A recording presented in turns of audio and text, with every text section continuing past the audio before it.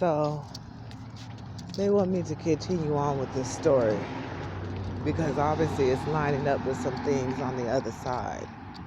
So let's get into drug dealers. So however we need to get onto the other side of this, whatever is going on, you need to have drugs, right? So when somebody is a drug dealer and they have this war on drugs and all of this shit going on, they're really talking about people being able to get into the spiritual realm, because that's what the fuck they be doing in them damn secret societies. When they start getting accepted and they go through all the little lessons, whatever they're supposed to go through, basically to see if they could be controlled, because somebody gonna have to control your mind while you getting high out your mind, or your ass gonna go crazy. And when you get to the final inner chambers of these secret societies, they give you some kind of drug like acid or DMT or fucking crack, heroin. They give you some shit, some strong shit, and you're gonna have to be able to be guided, kind of like how the shamans will guide your ass through your spiritual journey. That's what the fuck is going on in these masonry lodges, you know, the Rosicrucians and shit. And they didn't tell me this, that the Rosicrucians have to like eat up a fucking pound of weed, a fucking ounce of fucking weed and shit, so they can start flying around your ass. And that's how you get high out your mind. But as you know, I was raised by a man who was he ran the undercover agents. He was a drug enforcement agent. So he taught me not to do no drugs. And then somebody laced some of my weed with some fucking sherm. Somebody in that bitch's family. I was smoking weed with my cousins when I was like 18. I was like 17, almost 18, because I moved out of my parents' house when I was 17 and moved into my papa's condo with my supposed older sister. At the time, I'm thinking this bitch is my older sister. And I went with my cousin to one of my cousins, I put it that way, to go smoke some weed with them. And one of their male cousins, who was smoking sherm at the time, he put some sherm on that goddamn weed and flipped me out. And I wigged out and shit.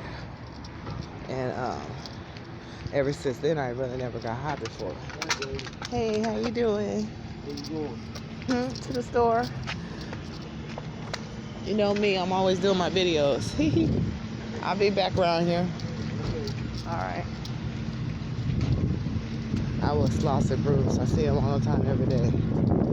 But anyways, if you don't know who he is, look him up, bitch. But so they got me hella high, and I want to get high like that no more. I was like, fuck that. And I didn't smoke weed no more until I think I hit the weed with my brother one time. It was like a little pencil joint. And I was laughing because he was making me laugh. Because my brother is so fucking funny. That's why I miss him so much. Because he used to make me laugh like crazy. Because he was a hella comedian. And he was just a funny nigga. Like how people think I'm funny all the goddamn time. He was funny like that. He's just naturally funny. Just saying weird shit. He'd be funny as fuck. And then when he would try to be funny, he would be even funnier. How you doing? I don't, baby. I'm sorry. I got 75 cents. I don't have nothing. Baby, I need this. I got one more left. I'm on benefits too. I'm on welfare. Shit. And I know y'all bitches been talking about that. Me being on welfare and food stamps. Fuck you. Yeah, the police are all up in this area. I just went back to the house to go get my card and came back out, and the police, on my way in, the police was driving by. Now they're driving by now. They don't be in this area like that for real. Why the fuck they driving by? Because they don't like what I'm talking about, or maybe they do and they're watching out for my ass. Because I know all the police ain't bad, but fuck all you motherfuckers because you let the shit go down with me. Look at that heart floating in the sky. Bomb. You see it? But anyways, so I haven't really got high. And then when my grandma died, because my fake mom, she came up to Virginia to see me, right? And so the guys who worked at the shipyard with me, they were like, what's your mom like? You know, we gonna get her some weed, we get her some coke, we get her whatever the fuck she want. And I was like, my mom don't do no coke. Little did I know. Anyways, I was like, she don't do no coke, but she'll take some weed. So they brought like an ounce of weed over there to my house. And then I got hurt when she was there after like 3 days. I got hurt at work. That's how I know she had something to do with that. They didn't already let me know the bitch had something to do with set my ass the fuck up at that job. You feel me? Because she went through my shit when I was in the hospital, because I stayed in the hospital for 5 days while my hand was almost blown off and they thought I was going to die in that motherfucker. I had to get surgeries and shit on my hand. I had to have 2 surgeries before I left the hospital, and then 1 more after it healed up a little bit more. About 5 months later, I had to get another surgery on my hand. That's why I had to stay in Virginia for so long. That's another reason why I'm supposed to be getting disability, that and the fact that my foot is fucked up. And those are the other times that I've been on drugs, because I had to take the fucking pain pills. You feel me? I didn't like that shit. But anyways, they left some weed for her. And she left. As soon as I got out the hospital, she left me, and I couldn't even fucking operate my hand. You feel me? I couldn't brush my hair or nothing with my right hand. And she left. She went back to Seattle. And at that time, I found out later by going through my identity theft that she was collecting mail for me in the post office. And how I know is because you, when you go get a post office online, they give you the same box that you had before.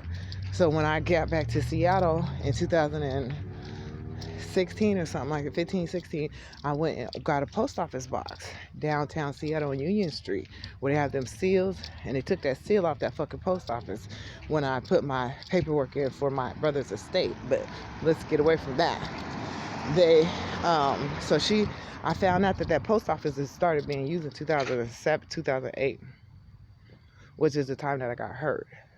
And I was supposed to get some payments, right? And they never came to me. And I found out those payments had went to my so-called aunt's house. Keep in mind, this lady is using my name saying she's my mom, even though she was never married to my dad, so she shouldn't even have my last name, right? So she's been cashing checks. So she's been coming behind me because she got money, right? She's got my dad's money, so she can get on a fucking plane and come around where I'm at. I won't even fucking know she's in the town.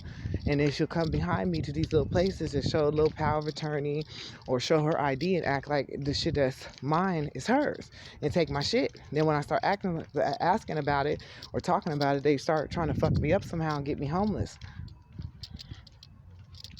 That's what I mean by they've been fucking with me in my life, because this has happened in real life. It's just only a few people that kind of let me know that she has something to do with this shit.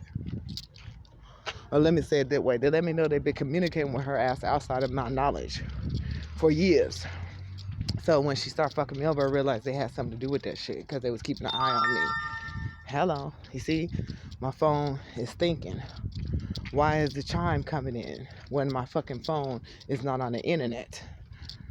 You bitch ass motherfuckers. You think you're so goddamn slick. Yeah, my phone doesn't have no Wi-Fi and this phone is not on. They turned my phone off for no fucking reason. The actual phone part of it. But for somehow it's making this little noise to say that it's a message or something coming through. So that means the phone is on. The Wi-Fi somewhere, even though I can't see it on my phone, somewhere it's connected to some kind of Wi-Fi, because it's sending through fucking notifications. You bitches think somebody's dumb. But I'm gonna go on with my story. So that's how I know the bitch was still in my goddamn post office, because she was the one going in there. She the only one with the same fucking name as me to be able to go in there and open up a post office in my name and collect shit and go and cash shit with my name. And then she gave her daughter power of attorney over her, which gave her power of attorney over my name, so she could keep up the bullshit while I was gone. Okay? So when my grandma died, that weed was still there. And my grandma died under suspicious circumstances too. My dad's mom, she died of a fucking cold. And this is the lady who was 95. She was damn near 95 years old. She died in December of 2008. So she died like a few days, or maybe not December, maybe November, whatever. She died a few days before her 95th birthday. Yeah, she died on December 1st. Somebody else's birthday. Leave that one alone. So when she died, I was so depressed because I love my grandma. I used to go visit her. And, you know, I spent all my money when I had extra money from working and shit. All the bitches were going to Vegas and shit. I was going to see my grandma in Kansas City and have time with her because I knew she was old and she wasn't going to be here that long. And she wanted me to do little shit for her. I drove her down to see her family in Arkansas that I didn't even know she had because she wasn't fucking with them probably for the same reason I ain't fucking with my family. But she didn't even fucking talk about these people my whole life. I was like in my 20s. I was like, damn, you didn't even mention these people. All I knew was her sister Mary that was up in Kansas City with her because her sister, my Aunt Mary, used to babysit us and shit with my grandma. We would go there for 3 months in the summertime. My grandma would have her sister babysit us when she had something to do. And so I know my Aunt Mary, but all my grandma's other brothers and sisters I don't know. And I know now that they were her half brothers and sisters, right? And she was the oldest. And Mary was the baby. But so when my grandma died, I smoked that weed. And I just remember that shit make me laugh. I was rolling all over the floor. I was having a good fucking time. And then I started smoking weed. Ever since then, I started smoking weed. I just wasn't smoking it a lot. It would only take me 2 or 3 hits and I'd be high as a kite. And then when I got to Seattle and they had legalized weed, my brother started having me smoke weed, right? Because it was like all these weed shops and they was giving away free joints. They was giving away edibles and shit. And he would come home because he would go to all the different weed shops because your first time going there, they give you something free. So he would go to, because it would be like 5 or 6 on each block. He was going to the motherfuckers getting free weed. And we was getting high. And then one of his friends was a grower. So his friend would give him weed and we'd be smoking on that shit. Then he started making it weed oils and shit and the weed butters and making cookies and making his own edibles. So we was getting high than a motherfucker. Every time I come to Seattle, I spend at least between 1 month and 3 months with my brother. That's why I say I live with my brother. I know my brother. I know them bitches was fucking with him because I was living with him when I was in Seattle. And he'd get me high than a motherfucker. And he always used to try to make me smoke as much as possible. He had the bong, he had the wax and shit. My brother had me smoking all that shit. I wasn't doing that. You know what I'm saying? I'll just smoke my little 1-2 hits or whatever little weak ass weed I had and I'll be good. So where I'm at right now, I can't really smoke no weed because they don't allow it. You feel me? It's because they have a lot of places like that out here in LA where you can't really smoke and drink what the fuck you want to smoke and drink, if you get my drift. It's something they have set up because, like I said, this other world have something to do with when you get high and when you get some alcohol in you. And everybody know that because the spirits operate like that. So I said all that just to say, I'm not a dope fiend and I'm not high. And I'm doing all this shit without being high, and that's fucking you up. Because you motherfuckers try to put me in positions to where I can't do what I need to do so you can do what you want with me. And you see this shit ain't really working. They want me to go to this dollar store instead of going to this fucking Ralph's because I ain't got no money left on my card for real. I ain't got no food stamps left, let me put it that way. Because black people be the first ones to talk about your ass when you on food stamps. You know what I'm saying? What's up? Yeah, motherfuckers always want to talk about somebody on food stamps when half of their mamas raised their ass on food stamps and shit like that. And they get a little bit of money and they you know, they want to talk about other people. Or when they get a job, they can't really get the food stamps like they want. How you doing? And so they just go buy food stamps from other people. So these bitches is buying food stamps from other mothers with all these kids that got $600 worth of food stamps and they talking shit. But they the ones out here buying up the fucking crab and lobster and shit. Because a bitch who really on a food stamps can't afford to buy that shit with the fucking food stamps.